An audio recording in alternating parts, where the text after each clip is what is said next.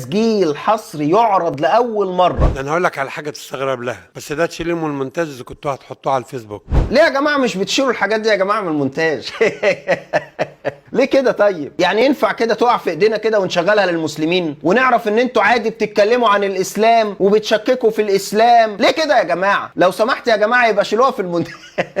بس ده تشيليه من المونتاج اذا كنتوا هتحطوه على الفيسبوك. الناس دي اللي بيطلعوا يقولوا لا ما حدش بيتكلم عن الاسلام، عادي بيتكلموا جوه عن الاسلام. انا كاتبه في الكتب بتاعتي في الهوامش ومش خايف وعدى.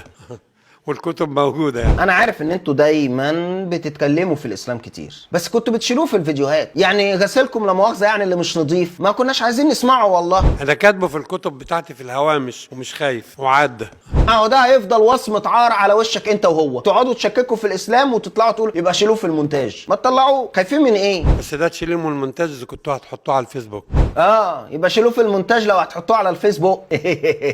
لو مكتوب القمص عبد البسيط مسيح ابو الخير وكيل كليريكيه شبرا الخيمه اللي طلق بنته مرتين. بس شيل كلمه يبنتج دي بعد اذنك يعني. لا خلاص جبتها يا فندم، بقى معانا خلاص. بس شيل كلمه يبنتج دي بعد اذنك يعني. يبقى شيلها معلش، شيلها في المونتاج. بس ما اصل ما ينفعش يا جماعه ان نطلع للناس نقول منتجه ومش منتجه، ما يصحش يا جماعه.